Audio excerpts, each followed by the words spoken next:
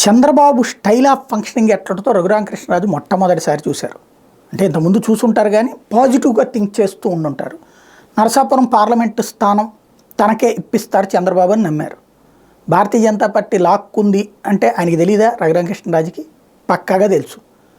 తెలుగుదేశం రఘురామకృష్ణరాజుకి ఆ seat BJP కోటాలు ఇప్పించాలనుకుంది Chandrababu.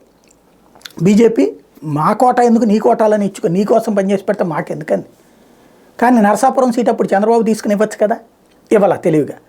Bharatiya Janata party చేస్తే భారతీయ జనతా పార్టీ మాకెందుకు అనుకుంది, శ్రీనివాస్ వర్మని పెట్టేసింది. అది మొట్టమొదటి షాక్ రఘురామకృష్ణరాజుకి. ఆయనకి ఆల్టర్నేటివ్ లేదు. జనసేనలోకి వెళ్ళి ఏం చేయలేడు. ఉన్న 2 సీట్లలో భారతీయ జనతా పార్టీ రానియట్లేదు. ఇక తెలుగుదేశాన్ని నమ్ముకున్నారు. అయితే తాజాగా అసలు నువ్వు కండవా కప్పుకోకుండా పార్టీలో చేరకుండా మేము ఎట్లా ఇస్తాం అనేటువంటి పదం కింద నాయకులతో చెప్పించారు. దాంతో తాజాగా వచ్చి పార్టీలో చేరారు. చేరగానే నరసాపురం సీటు తనకి ఇప్పిస్తారని ఆయన భావించారు.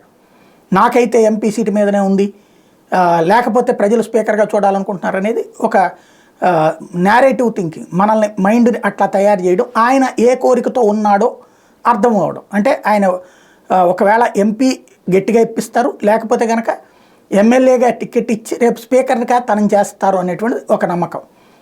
ఇప్పుడు ఒక ప్రధాన సమస్య ఏమైపోయిందంటే, తెలుగుదేశం పార్టీ అధికారంలో ఉన్నప్పుడు కోడెల శివప్రసాద్ స్పీకర్, ఆయనే కంటిన్యూగా ఉన్నారు. అంటే ఒక కమ్మ సామాజిక వర్గానికి ఇచ్చారని ఒక పేరు పడిపోయింది. అంటే ఓసీలకు ఇచ్చారు. జగన్ వచ్చాక ఎవరికి ఇచ్చాడు? బీసీకి ఒకటి, అటు మండల్లో కూడా ఎస్సీకి ఇచ్చాడు. తద్వారా 2 చోట్ల కూడా అణగారిన వర్గాలకు ఇచ్చారు. రేపు స్పీకర్ పోస్టు రఘురామకృష్ణరాజుకి ఎట్టిస్తారు. ఇక ఇస్తే ఓసీఎల్ కాన్సెప్ట్ అవుతుంది కదా. ఇక్కడ ఆయన ఆశ మరి ఎవరు పెంచారో తెలియదు. ఇంకొక పాయింట్ ఏమైంది, ఇప్పుడు ఆయనకి ఇవ్వబోతోంది అసెంబ్లీనే. ఎందుకని ఆ మాట అనాల్సి వస్తుందంటే, ఏది అసెంబ్లీనే ఇస్తారు కానీ స్పీకర్ లాంటిది హామీ ఏమి ఇవ్వలేదు చంద్రబాబు. నరసాపురం సీట్ నిన్న అక్కడ చెప్తారేమో, అనపర్తిలో నల్లమిల్లిని పిలిచి చెప్పారు కాబట్టి అట్లాగే తనకి చెప్తారేమో అని ఆశించారు. నల్లమిల్లికి పబ్లిక్లో పట్టు ఉంది కాబట్టి ఆ మాట చెప్పారు. రఘురామకృష్ణరాజుకి పబ్లిక్లో పట్టేముంది, సోషల్ మీడియాలో పోస్టులు పెట్టేవాళ్ళు తప్ప. కాబట్టి రఘురామకృష్ణరాజుని పక్కన నుంచోబెట్టుకుని ఆయన పక్కనే శ్రీనివాస్ వర్మ, ఇదిగో ఎన్డీఏ కూటమి అభ్యర్థి శ్రీనివాస్ వర్మకు ఓటేయమని చెప్పేసి అడిగారు. తద్వారా రఘురామకృష్ణరాజుకి సీన్ అర్థమైపోయింది. అందుకని ఇక స్పీకర్ పాయింట్ పట్టుకుని తిరుగుతున్నారు.